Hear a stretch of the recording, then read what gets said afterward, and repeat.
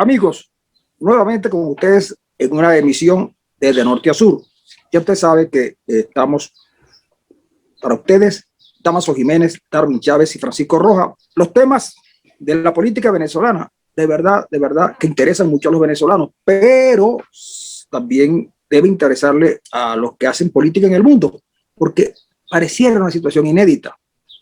Hay una guerra no declarada, pero hay una guerra entre dos sectores que se pelean un territorio que no es de ellos, y por supuesto el gobierno tira una opción de conversación y luego la desmienten algunos de sus voceros principales, pero dejan entrever que hay diferencias entre ellos, y en la oposición no podemos dejar de decir que también hay dificultades, que eso impide que se pueda conversar, porque tú conversas con alguien que se sienta con la suficiente autoridad y apoyo para hacerlo. En el caso venezolano da la impresión que hasta Guaidó ha tenido que recurrir a reconocer que él es un tipo impuesto en su liderazgo por los grupos partidistas, pero también por la comunidad internacional, y así es muy difícil conversar y llegar y arribar a conclusiones que ayuden a salir de la desgracia que vive el pueblo venezolano.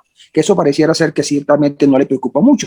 O sea, la angustia por vivir en Venezuela pareciera ser que no le preocupa mucho. Pero de todas maneras, como tenemos acá a dos buenos analistas, Damaso Jiménez, que tiene su Venezuela.usa.org, y por supuesto Darwin Chávez en Verdades y Rumores, que por cierto esta semana vino Verdades y Rumores bastante fuerte, y alguien me escribió y me dijo: tú que tienes acceso a Darwin Chávez, pregúntale qué fue lo que llevó a que él reviviera a un grupo muy importante del Nuevo Tiempo, el grupo del grupo del colesterol, creo que me dijeron que era. El comando colesterol.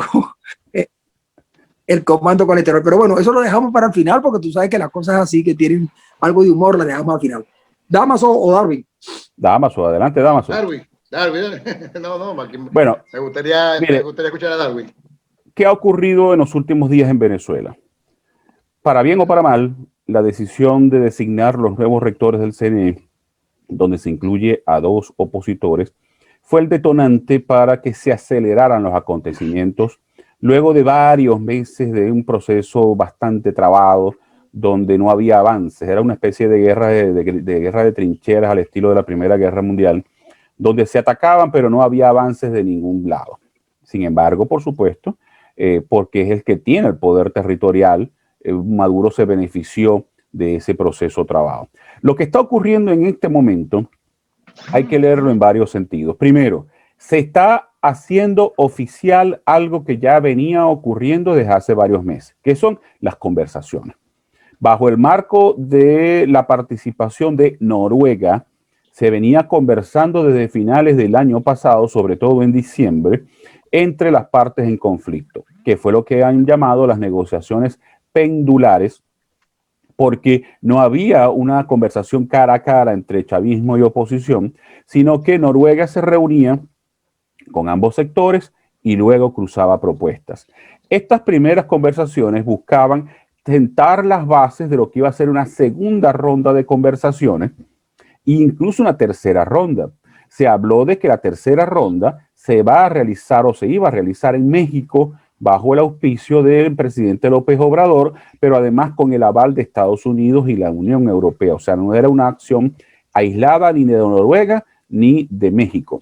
Aparentemente Noruega cuenta con el aval del Departamento de Estado de Estados Unidos, que está jugando de esa forma para no sentarse directamente a negociar o a conversar, con el chavismo, sino hacerlo a través de Noruega para que su participación se mantenga desde el punto de vista externo y con mayor fortaleza. Ahora bien, no es una disputa entre dos sectores, no es posible verlo así, entre chavismo y oposición. ¿Por qué? Porque ambos sectores están divididos. Por eso vemos del lado del chavismo una postura de Maduro, una postura distinta de Jorge Rodríguez y una postura distinta de Diosdado Cabello. ¿Por qué Cabello afirma de que no se negocian las elecciones presidenciales? Porque él quiere ser candidato. Y Jorge Rodríguez también quiere ser candidato, porque dentro del chavismo hay pleno consenso de que Maduro ya terminó de desgastarse y no puede ser una figura presidenciable. Maduro prefiere a Jorge y no a Diosdado, y Diosdado está luchando por su cuota de poder. ¿Qué está ocurriendo en la oposición? en la oposición podemos afirmar de que hay 5 agendas distintas. La primera, la de Capriles, con la jugada del CNE, que actuó como detonante. Luego se suman, sin hacerlo público, Henry Ramos Alup, quien trata de implosionar el G4, cansado supuestamente de lo que ocurre en el G4, y está preparándose para ir a un proceso electoral con algunas condiciones. Tercero, Manuel Rosales acelera su llegada a Venezuela luego de varios meses de anuncios fallidos. Llega a Caracas, no llega directamente a Maracaibo, llega a Caracas, está 3 días en Caracas, se va a Maracaibo y comienza a prepararse. Pero además, dentro de Voluntad Popular hay 2 sectores. La reunión del viernes 7 de mayo de Freddy Guevara con Francisco Torrealba fue una jugada de Leopoldo López, a lo cual tuvo que responder Guaidó con algo que tenía guardado desde hace meses, que es el Acuerdo de Salvación Nacional, cuyos pilares fundamentales se gestaron en enero, pero ahora fue que consideró conveniente hacerlo público. ¿Por qué lanza el Acuerdo de Salvación Nacional? Y con esto concluyo. Hay demasiada presión internacional para que la oposición se mueva tratando de encontrar una salida político-electoral. ¿Por qué? Porque el sector de Guaidó y de Leopoldo se había, por supuesto, asentado que debía seguir el gobierno interino porque a cualquiera le encanta tener esa teta financiera disponible para seguir amasando grandes fortunas y manejando grandes cantidades de dinero. Pero además, porque Guaidó se estaba quedando atrás. Leopoldo estaba buscando un espacio, Capriles ya lo había logrado para bien o para mal con el CNE y por supuesto quería colocarse en su rol de protagonista en la construcción de una salida. Damaso. Totalmente de acuerdo con el tema de las divisiones y de que dentro del programa, por supuesto, no hay dos monolitos, no hay dos piedras fundamentales como es la oposición y el oficialismo, sino que por supuesto están completamente divididas, lo que ha trancado con el juego, porque cada uno tiene sus propios intereses, ¿no?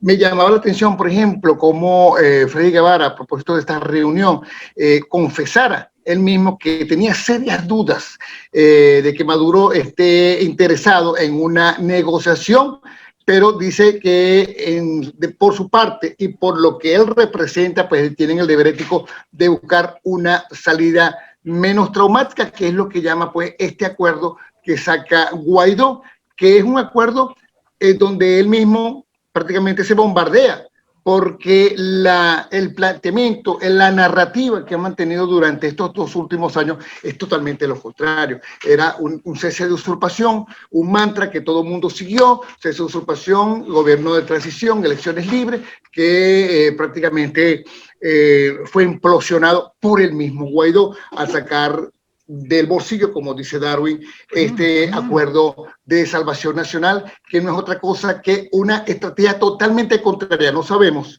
si manejada debido a los cambios que ya se han generado, porque recordemos que ya esto venía inclusive desde el gobierno de Trump, pero ahora con Biden pues viene con otra estrategia, viene con otra visión, viene con un planteamiento político. Yo quería también referirme al hecho de que todo esto fue activado, y hay que reconocerlo, con respecto al planteamiento de Capriles, que yo creo que tiene mejor relación con la Unión Europea, por lo menos se está viendo que tiene mayor contacto con Borrell o con algunos elementos de la Unión Europea que el mismo Leopoldo López y que Guaidó, puesto que fue el detonante para que todos estos cambios se generaran, para que se acelerara, para que se estaba trancado, se destrancara completamente el tema, que es justamente cuando deciden las dos figuras, a mi entender, o al entendimiento de varios analistas que he leído, tienen que ver un poco con el manejo que tuvo de mano izquierda y derecha Capriles para acelerar este proceso, que es el señor Enrique Márquez y, por supuesto, Roberto Picón, lo que obligó a Guaidó a salir de ese ostracismo, de esa zona de confort que han mantenido con respecto al tema de la comodidad de yo no sé cuántos países que lo apoyan y del mantra que venía sosteniendo. ¿Cuál es la situación? Mira, muchas preguntas, obviamente, ¿no? Porque me gusta mucho el planteamiento que en estos días le leía a Luis Vicente León, que también lo han tenido algunos venezolanos, porque, a ver, dentro del discurso, lo que me llama la atención es que todo el mundo da por hecho, mucha gente ya da por hecho, que bueno, que nada, que estas negociaciones se van a dar y que de alguna u otra manera vamos a ir a unas presidenciales cuando ya han sido totalmente negadas, ¿no? Dice que la pregunta es hasta dónde puede llegar esta negociación. Guaidó parte pidiendo todo y haciendo creer que todo se va a dar, ¿no? Y Maduro ofreciendo nada. Si ese es el requerimiento, ¿está Guaidó preparado para entender que no tiene poder de negociación para pedir todo y estar dispuesto a ceder hacia acuerdos parciales? Hay que reconocer también que, a ver, ¿qué le interesa a Maduro? A Maduro le interesa salir del aislamiento que tiene y poder otra vez tener relaciones con la Unión Europea, donde están muchos recursos que tienen guardado algunos de los entes de este cartel, y por supuesto con Estados Unidos, que es necesario mantener, sea quien sea, posición que tenga, porque hasta Irán tiene relaciones con los Estados Unidos, poder pues activarlas nuevamente. Y por supuesto que le quiten las sanciones. ¿Qué de esto se logrará? Bueno, esto va a ser algo donde si se va a dar una negociación, van a estar hablando de parte y parte, pero no creo que en este momento Estados Unidos, que sería la oposición, y Maduro, o este sector Maduro que apoya también otros países como Rusia y China, podamos ver unos resultados o una salida inmediata. Yo creo que la primera cosa que yo propondría es que habría que dedicarle un tiempo a tratar de estudiar qué es lo que es el régimen venezolano y cuál podría ser su estrategia, porque resulta que a mí me da la impresión de que los políticos venezolanos a donde fallan es precisamente en estudiar la naturaleza del régimen. Y coincido con Darwin Chávez en el sentido de que el detonante fue el nombramiento de un CNE que a mi manera de ver es mucho mejor que otro CNE que habíamos tenido en tiempos de Maduro o en tiempos de Chávez. Sin duda que en este momento en Venezuela las fuerzas políticas están dispersas justamente porque al no ser efectivos en el hacer la política, porque no tienen una estrategia, pues necesariamente tienen que sentirse que nada los une. Y luego yo creo que también juega un factor importante las apetencias y los intereses particulares de esos grupos. Y como bien dice Jarvin, y yo me he venido convenciendo a lo largo del tiempo, el gobierno interino le ha servido a unos cuantos, no para hacer política, no para rescatar a Venezuela de la situación que tiene, sino justamente para su beneficio muy personal. Y en ese sentido, hay que tomar también en cuenta que las políticas parten de esos intereses que allí se juegan. Ahora, que Maduro quería acuerdos, no se sabe. Que están conversando, es verdad. Pero una vez que los tipos logran generar la expectativa, entonces ellos mismos se encargan de acabarla. Rodríguez dice, y Maduro dice, que sí, que van a conversar, pero siempre y cuando los tipos devuelvan sitios, devuelvan monómeros, devuelvan la plata y metan presos seguramente a los que supuestamente se cogieron dinero. Eso es una rendición. Lo mismo que le planteaba este caballero con el cese de la usurpación, gobierno de transición y elecciones libres. Eso era como decir, se acabó todo. Ahora bien, en las negociaciones, Maduro tiene que querer algo y la oposición también tiene que querer algo y hay que acercarla. Es difícil. Cuando los colombianos se reunieron con el FLE, el gobierno colombiano con la FARC, se siguieron echando plomo del bueno, hasta que llegaron a algunos acuerdos. Justamente cuando se empiezan a reunir y llegan a unos acuerdos, sí se podrá hablar de esas cosas. Pero lo que está planteando Maduro, lo que ha planteado Diosdado Cabello, no se escapa de lo que está diciendo Darwin, en el sentido de que si ellos quieren ser candidatos presidenciales. Pero sí, efectivamente, ponen la conversación en un lugar que uno no sabe. Por eso digo que hay que ir no ya a la naturaleza del régimen, que la conocemos, sino a saber cuál es su interés hoy, para poder llegar a un análisis más o menos serio. Porque es que, mira, tú lees a los políticos venezolanos y tú no descubres en ellos un atijo de nada. Leopoldo quiere negociación y trabaja para eso. Pero primero parece ser que Guaidó se ha convertido en una piedra en el zapato, y Guaidó se dio cuenta que era una piedra en el zapato para Leopoldo López, y entonces comienza a actuar y comienza a plantear el movimiento de salvación nacional, en fin. Y de Acción Democrática y Manuel Rosales lo que está es que esos tipos prefieren una pequeña cuota de poder con la que seguir avanzando a tener que entregarlo todo a la incertidumbre. Vamos a seguir, pues ya tenemos poco tiempo. Yo quería, dilo, David. Mire, aquí hay dos cosas, ¿no? Las condiciones que ponen ambos son imposibles de lograr. Ni lo que propone el Guaidó es factible, ni lo que propone el régimen es factible. ¿Cómo va a avanzar esa posibilidad de una negociación ahora mucho más seria, mucho más real y sobre todo de cara al país, si la comunidad internacional comienza a presionar? Hay que recordar algunas cosas de las cuales hemos hablado en los meses anteriores. Recordemos que Estados Unidos ha venido haciendo contacto con los aliados confiables del chavismo para llegar a una negociación. ¿Le interesa a Rusia el tema Venezuela? Por supuesto que sí, porque a través de Venezuela va a conseguir beneficios. ¿Cuáles son los beneficios? Flexibilizar un poco las sanciones comerciales que le colocaron a Rusia a raíz de su invasión a Crimea, pero sobre todo destrabar la construcción del gasducto Nord Stream 2, que está paralizado en Estados Unidos por el boicot de Estados Unidos, de Europa, a raíz del bloqueo de Estados Unidos. ¿Qué le interesa a China? Llegar a acuerdos comerciales con Estados Unidos, cosa que fue materialmente imposible con Trump, con quien mantuvieron durante casi todo el periodo de Trump una guerra comercial. ¿Qué le interesa a Irán? También llegar a acuerdos. ¿Qué le interesa a Cuba? Alivio para su situación económica, envío de remesas, turismo desde Estados Unidos e incluso inversión directa de capital norteamericano. Entonces, recordemos que ya eso venía en marcha.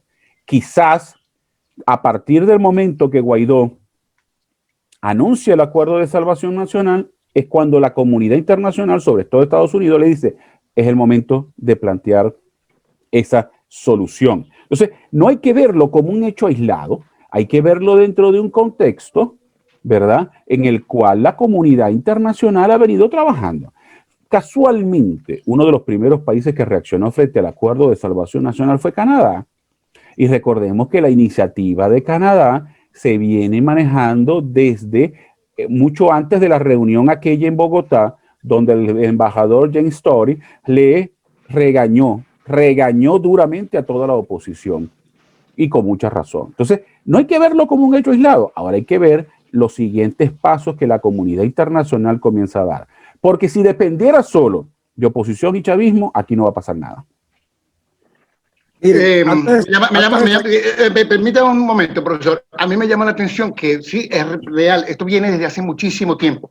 Están los intereses de Rusia, están los intereses de China, están los intereses particulares de cada uno de los entes de la oposición. Por ejemplo, ¿qué es el Capriles? ¿O qué está buscando el grupo que está solicitando Capriles? Bueno, una salida política desde su punto de vista, porque vamos a ser claros, no puede haber una salida política para los políticos si no hay partidos políticos y están cada uno de esas más importantes figuras inhabilitadas. Entonces, cuando decimos, es que no ha sido claro nadie aquí. Entonces, cuando decimos, no, lo importante es una salida política, no hay cómo tener salida política porque todo eso ha sido secuestrado. ¿Y qué le están pidiendo al secuestrador? Que le devuelvan, y el secuestrador se lo va a dar con condiciones. ¿Qué es lo que le interesa a la mayoría de ellos? Bueno, tratar de avanzar sus piezas en lo que podrían ser estas elecciones regionales que se van a llevar a cabo, sin ninguna duda, ¿no? Se van a llevar a cabo, y algunos de esos componentes de, si se devuelven esos partidos y se inhabilitan algunas de esas figuras, van a poder tener un pedacito de cuota de poder dentro de todo este colapso en el que estamos viviendo. Pero los únicos intereses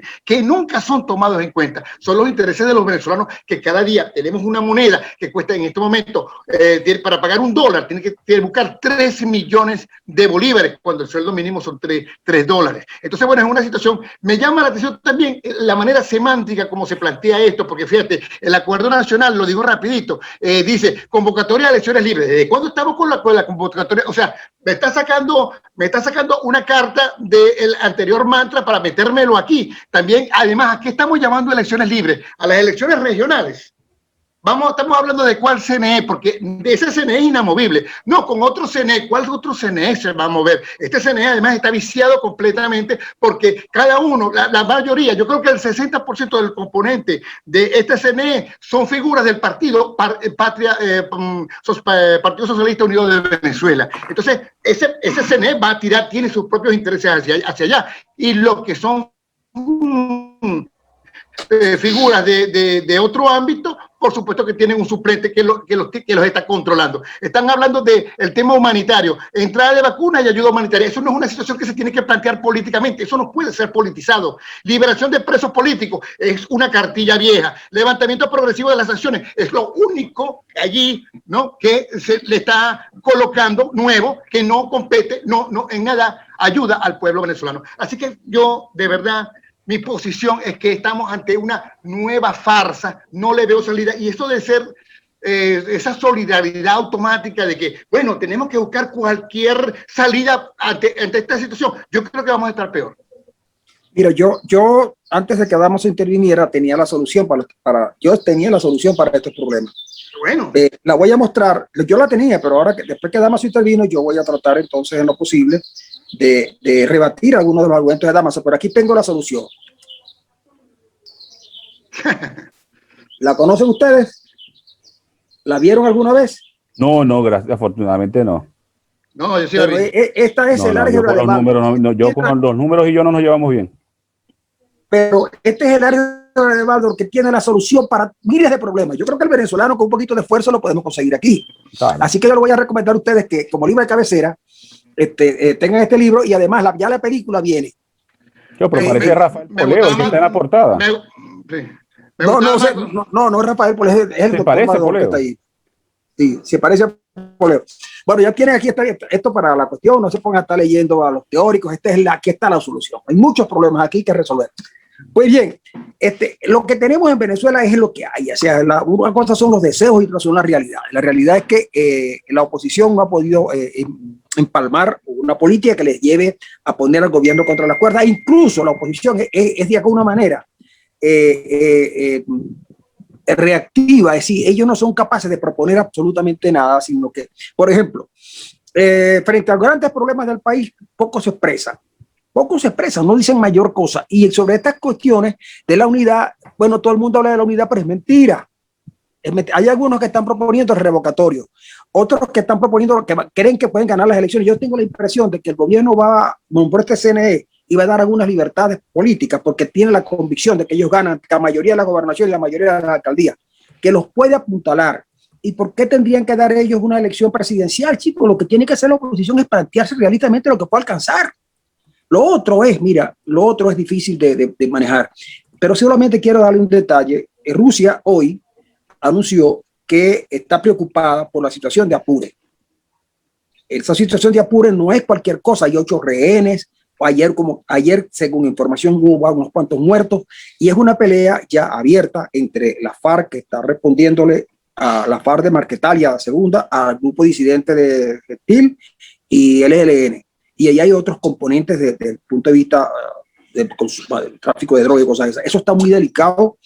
Yo conversé con alguien estos días de Apure y Off the Record fue que me contó, me dijo, yo no quiero hablar de esto públicamente porque no me conviene, pero es muy delicada la situación en Apure y en zona fronteriza.